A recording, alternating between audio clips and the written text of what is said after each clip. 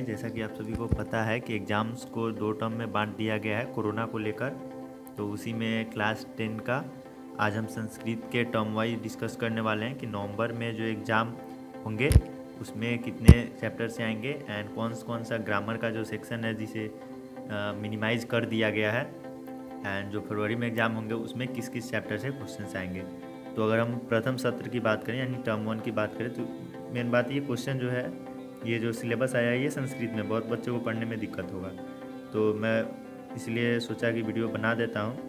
तो प्रथम सत्र में जो यहाँ पे लिखा हुआ है, प्रथम सत्र जो नवंबर में होने वाला है उसमें क्या क्या आएंगे, तो संधि कार्यम यानी संधि जो भी होता है, व्यंजन संधि एंड उसमें से विसर्ग संधि, बस यही 2 संधि को पढ़ना है। संधि तो बहुत सारे होते हैं लेकिन बस आपको ये 2 संधि को आपको देखना है। यहाँ पे उसको लिख दिया गया है, विसर्ग में विसर्ग से स्थान है स, मतलब कहाँ पे कौन सी जगह पे स एंड तालाब समुधन स दंस का मतलब जहाँ पे आता है उसे आपको देखना है। एंड समास में आपको बस 3 ही देखना है, तत्पुरुष अव्ययी भाव एंड द्वंद्व। इसमें भी लिख दिया है केवलम इतरेतर एंड द्वंद्व समास, द्वंद्व का अंदर ही आता है। तो इतरेतर आप देख लीजिएगा, जो सुगम संस्कृत व्याकरण आपके पास होगा उसमें जरूर दिया होगा। एंड तत्पुरुष में विभक्ति अनु उप स नीर प्रति यथा अव्ययी भाव में आपको देखना है। बाकी आपको उससे ज़्यादा कुछ नहीं देखना है तो बहुत सारे, लेकिन आपको देखना नहीं है।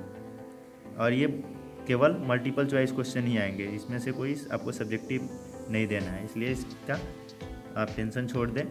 संस्कृत में कोई दिक्कत नहीं है इस बार। एंड देखिए वाच्य में जो होगा टेंस में केवल लट लकार है, लट लकार को छोड़कर कोई और टेंस आपको पढ़ना ही नहीं है। लेकिन आप देख लीजिएगा, क्या पता कुछ दे दे, लेकिन ये सिलेबस के अनुसार तो केवल लट लकार ही है। एंड समय में आप जानते ही हैं सामान्य सपाद सार्थ पादोन, ये देख लीजिएगा। एंड अव्यय पद में आप देख लीजिएगा उच्चय च स्वर, मतलब बस इसमें जो मेंशन है आपको वही देखना है, उसके सिवाय आपको ज़्यादा ध्यान देने की ज़रूरत नहीं है, क्योंकि साफ साफ सिलेबस में लिखा है कि केवल यही आएगा। तो बस आप यही देख लीजिएगा, ठीक। एंड इसके जितने भी अर्थ होते हैं वो आप याद कर लीजिएगा, ज़्यादा काम आएगा। एंड अशुद्ध संशोधनम मतलब अशुद्धि निकालने वाला, वचन लिंग पुरुष लकार कुछ दे देगा, उसमें कुछ मिस्टेक रहेगा एंड उसे मल्टीपल चॉइस से आपको चुनना है क्या सही होगा उसकी जगह पे। एंड वाक्य रेखांकित मतलब वो जो वाक्य होता है उसको रेखांकित करके अब प्रश्न निर्माण करने को पूछेगा, ये देख लीजिएगा। तो ये भी मल्टीपल चॉइस क्वेश्चन में ही देगा। सपोज कोई वर्ड के नीचे अंडरलाइन कर देगा एंड 4 ऑप्शन दे देगा, उसमें से आपको एक चुनना है। एंड प्रश्नानुकूलम समुचित शब्दार्थ, यहाँ पे मतलब कोई वर्ड देगा एंड उसका शब्दार्थ, तो आपको वो क्या देखना है, तो हर चैप्टर के लास्ट में देखिएगा जो शब्दार्थ मीन्स उसका हिंदी मीनिंग दिया हुआ होता है उसे आपको देख लेना है। तो कौन कौन से चैप्टर देखना है आगे यहाँ पे मेंशन भी है, उसकी चिंता ना करें। तो भाषिक तत्वानी वाक्य, ये कर्तु विशेषण एंड पर्याय मतलब विलोम, ये सब देख लीजिएगा। तो आपको बुक से क्या क्या पढ़ना है, बस चैप्टर 1, 2, 4 एंड 5, यहाँ पे चैप्टर का नाम है, बस यही 4 चैप्टर आपको पढ़ना है, 1, 2, 4, 5, बस नवंबर के लिए। ओके। एंड ये देख लीजिए, ये इंटरनल आपको 10 मार्क्स हो गया 40 मार्क्स का, ये इंटरनल आपको 10 मार्क्स स्कूल से मिल जाएगा। एंड अगर पार्ट 2 की बात करें, वार्षिक परीक्षाएं मीन्स जो होने वाला होता है मार्च अप्रैल फरवरी जब हो, तो उसमें एक गद्यात्मक खंड, शीर्ष लेखन, एक पद एंड पूर्व वाक्य, मतलब आपको दिया होगा कुछ, उसमें से क्वेश्चन कुछ बना के दिया होगा, उसमें से आपको चुन के लिखना है। भाषा कार्य तत्वानी वाक्य कर्तु क्रिया विशेषण, से वही ग्रामर है जो उधर था।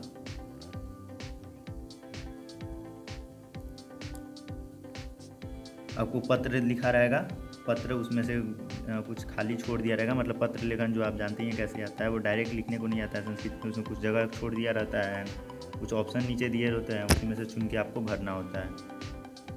और चित्र आधारित चित्र वर्णन एंड हिंदी भाषा को मतलब संस्कृत में बदलने वाला अनुवाद, ये आपको देख लेना है।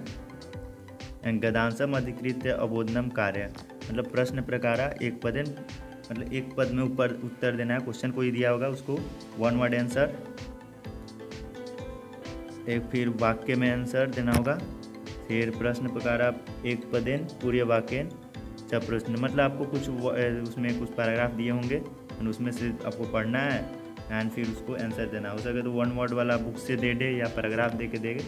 आप कहानी जो आगे मेंशन है जो चैप्टर, उसे आप ध्यान से पढ़ लीजिएगा, वो बहुत सिंपल होता है, आपका हो जाएगा।